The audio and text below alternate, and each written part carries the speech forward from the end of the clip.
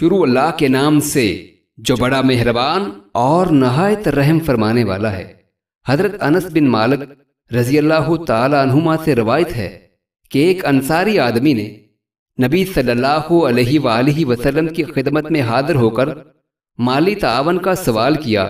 آپ صلی اللہ علیہ وآلہ وسلم نے فرمایا، کیا تمہارے گھر میں تمہاری کوئی چیز موجود ہے؟ اس نے کہا، جی ہاں، ایک کمبل موجود ہے، ہم آدھا نیچے بچھاتے ہیں اور آدھا اوڑھ لیتے ہیں، اور ایک پیالہ ہے جس میں پانی پیتے ہیں۔ آپ نے فرمایا، دونوں چیزیں میرے پاس لے آؤ۔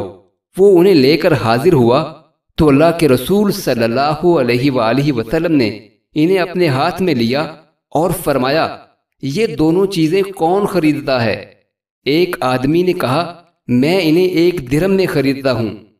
آپ نے 2-3 بار فرمایا، 1 درہم سے زیادہ کون دیتا ہے؟ ایک آدمی نے کہا، میں انہیں 2 درہم میں خریدتا ہوں۔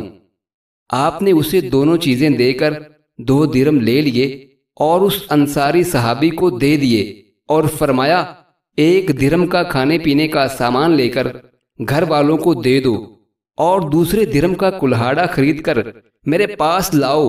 اس نے ایسے ہی کیا۔ رسول اللہ صلی اللہ علیہ وآلہ وسلم نے کلہاڑا لے کر اس میں اپنے ہاتھ سے دستہ لگایا اور فرمایا، جاؤ ایندھن کی لکڑیاں لایا کرو اور بیچ کر ضرورت پوری کرو، اور 15 دن تک میں تمہیں نہ دیکھوں۔